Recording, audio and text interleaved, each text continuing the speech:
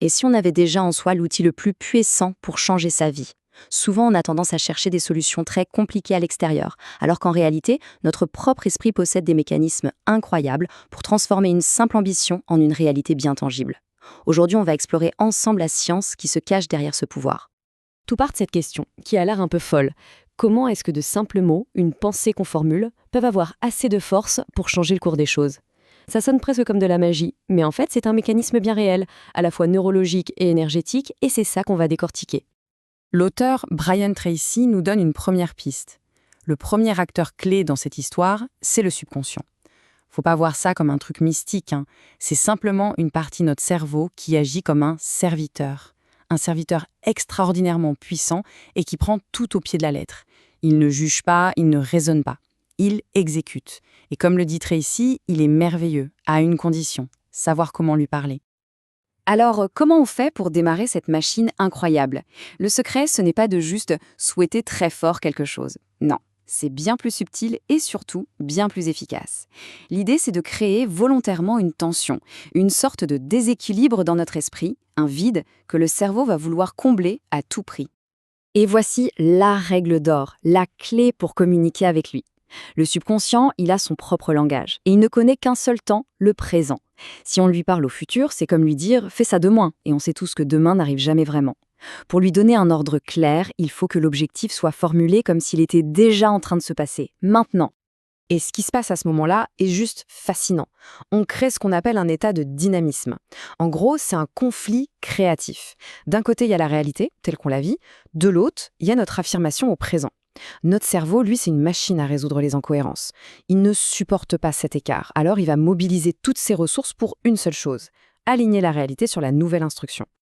Prenons un exemple concret. La situation actuelle, c'est on gagne X. La déclaration, l'ordre qu'on donne au subconscient, c'est je gagne Y. Cet écart pour notre système interne, c'est insupportable. Le subconscient ne se dit pas un non, c'est faux. Il se dit ok, nouvelle cible, mission, trouver comment y arriver. Il enregistre la commande et il se met au boulot, immédiatement. Mais attention, ce n'est que le début. Parce que si notre subconscient, c'est le moteur de la voiture, eh bien il existe une source d'énergie quasi infinie à laquelle on peut le brancher. Une intelligence beaucoup, beaucoup plus vaste que notre petite conscience individuelle.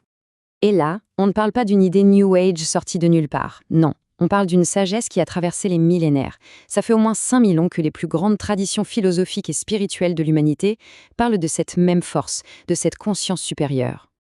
Bien sûr, les noms changent, les cultures aussi, mais l'idée de base reste la même.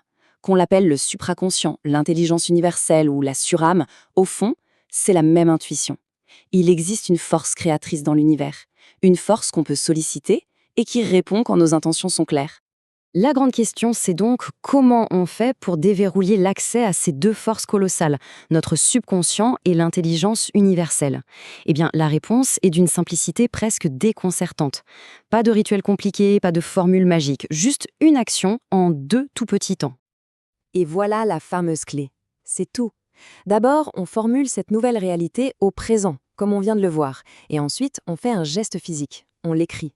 Le simple fait d'écrire, ça ancre l'idée, ça la fait passer du monde de la pensée abstraite au monde physique, bien concret. C'est le signal de départ, l'interrupteur qui met les deux systèmes en marche en même temps.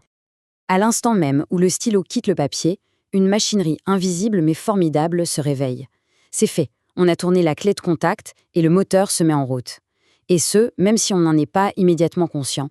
Et le plus incroyable dans tout ça, c'est que ce moteur, il ne s'arrête jamais.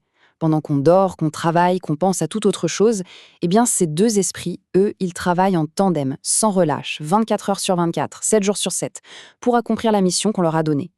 Mais alors concrètement, comment ça marche? Ils ne font pas apparaître les choses par magie. Non, leur rôle, c'est d'agir comme un filtre surpuissant. Ils vont attirer notre attention sur les bonnes personnes, les bonnes infos, les opportunités. Ils vont nous souffler des idées, des intuitions, des solutions qui semblent sortir de nulle part. En fait, ils connectent les points pour nous, d'une manière que notre esprit conscient ne pourrait jamais faire seul. Pour revenir à Brian Tracy, il le résume parfaitement. Une fois que l'instruction est donnée, cette formidable alliance mentale se met au travail. Et elle ne se met pas au travail en se disant « bon, on va essayer, on verra bien », non. Elle se met au travail avec la certitude qu'elle va amener cet objectif dans la réalité de notre vie. Tout ça nous amène à une dernière réflexion, qui est peut-être la plus importante de toutes. Ce mécanisme, il est là, il est disponible, à la portée de tout le monde. La question n'est donc plus de savoir si ça fonctionne, mais bien de décider. Décider de ce qu'on veut vraiment créer. Face à cette puissance quasi illimitée, quelle sera la toute première commande ?